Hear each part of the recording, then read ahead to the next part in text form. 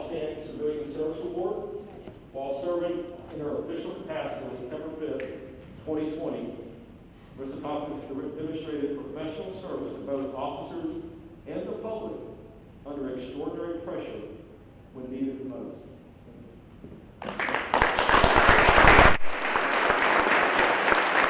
While outside, Smith began accessing his weapons as the calls started pouring into Marissa Tompkins, who's working dispatch that day. Marissa starts relaying vital information to the responding officers. Sergeant Jim Calloway, Officer John Siebert, Officer B.J. Tomlin, and Officer Adam Cormier. Marissa maintained her calm and her composure as she gathered important details for the officers, while she knew that they're going into a volatile situation and certainly into harm's way. In addition, Marissa established contact with neighboring agencies to advise them of a potential active shooter at the Bass Pro Shop. She coordinated a response to assist our officers, and dozens of officers from neighboring agencies responded to the scene to assist our officers and protect the citizens at the Bass Pro Shop. Sergeant Calloway, Officer Siebert, Tomlin, and Cormier arrived at the scene nearly simultaneously as they stopped short of the Bass Pro to don their active shooter kit. So unfortunately, we do live in a world where we have active shooter kits. And I applaud the City of Spanish Fort having the foresight to provide every officer on this department with extra body armor and rifles to encounter a situation like they did on this Saturday. We certainly hope that never happens to our city or anywhere else in this nation, but unfortunately that is the world we live in, and we have the proper equipment to address the threat. Smith had fired over 40 rounds from 3 different weapons by the time the officers approached him. Smith shot at the building numerous times, of which at least 3 of the rounds had penetrated into the store.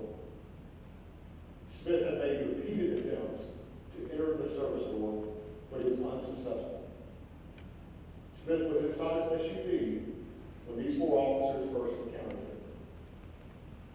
The officers approached Smith with the AR-15s, shouldered at the ready, as they began giving him commands to show his hands and to get onto the ground.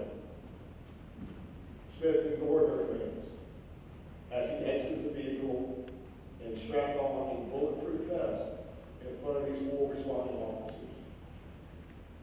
I can only imagine what's going through their minds as they're going to a potential active shooter. And here is the suspect ignoring their commands and then putting on a bulletproof vest. As he's doing that, he reaches into the vehicle, presumably to access one of his weapons. However, he emerges with a cane. And he begins approaching these 4 officers with the cane, raising it up as if he had a rifle.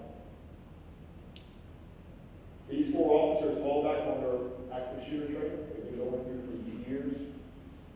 They showed incredible discipline and restraint to not employ deadly force and to utilize a taser to bring Smith into custody and end his rampage.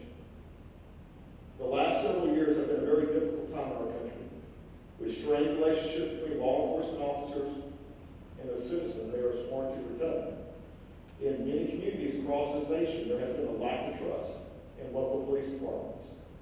Some of this has been warranted, but much of it has not been. It has been based on isolated incidents that are not representative of the nearly 800,000 law enforcement professionals in this country. Imagine going to work knowing that your fellow officers in this country are being ambushed and killed for nothing more than wearing this gun, badge, and uniform. Imagine a profession that places you in stark moments of terror, where you are forced to make split-second decisions, just like they did on this day at Bass Pro Shop. That will be Monday morning quarterback by those that never served and put on these boots. We live in a world full of accommodation and negativity, and yet men and women still answer the call to be selfless servants, even to those that might criticize them the most. This is the environment our men and women wearing this badge must work at each day.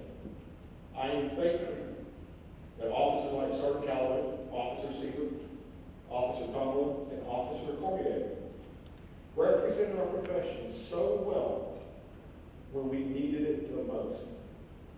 All too often, the only officer-involved incidents you see that make the news are the ones that go bad. Here, I thought it was extremely important that we highlight a situation that could have turned completely different in so many different ways. And for